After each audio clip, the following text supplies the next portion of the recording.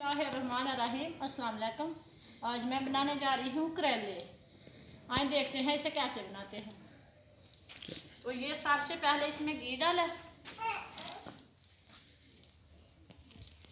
अब घी गर्म होने के बाद इसमें ये करेले डालने हैं। चलो घी गर्म हो गया, अब इसमें करेले फ्राई करने हैं। अब इसे अच्छी तरह पहले फ्राई करना है।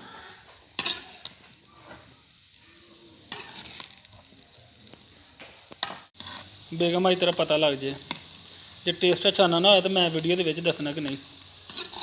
अल्लाह मज़ा आएगा ना, क्यों नहीं।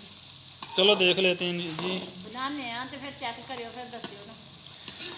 कोशिश करो इंशाल्लाह मज़ा ही आए। जो ना आया मैं तो वीडियो के दस देना कि नहीं मज़ा। इंशाल्लाह मज़ा आएगा, खाना क्यों नहीं।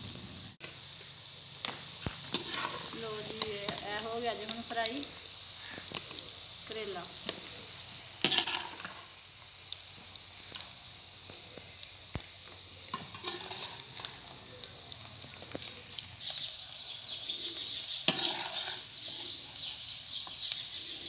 फ्राई हो गया मुकम्मल में? हाँ जी, माशाल्लाह प्यारा लग रहा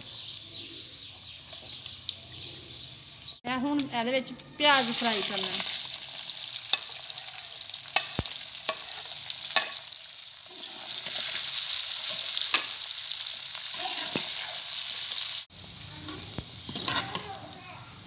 प्याज फ्राई हो गया हूँ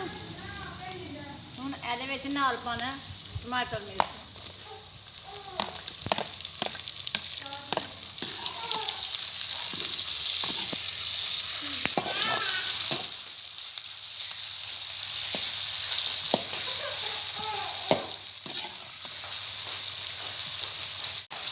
ये हूँ मसाला पाना।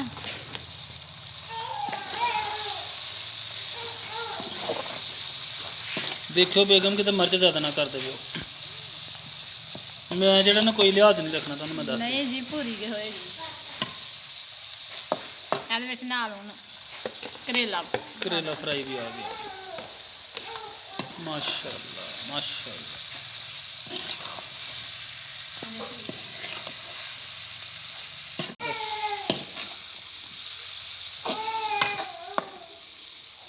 माशाल्लाह। हूँ ना थोड़ी देर दम लाना है। चलो जी, ये दमे पे हो गया, थोड़ा सा टाइम लगेगा भी। हमारा जो है रेसिपी तैयार है।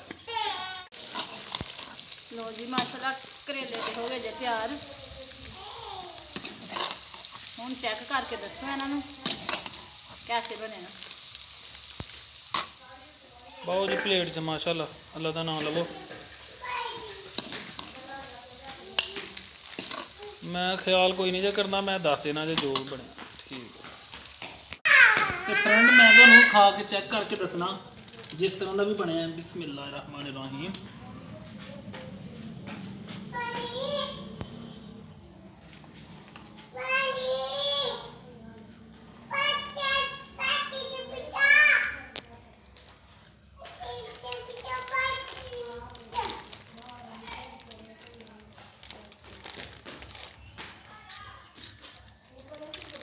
माशाल्लाह जो करेले बहुत ही अच्छे बने हैं, बहुत ही टेस्ट है इनका। तो भाई हमें अगली वीडियो तक दे दीजिएगा इजाज़त। नेक्स्ट वीडियो कोई और बनाएंगे।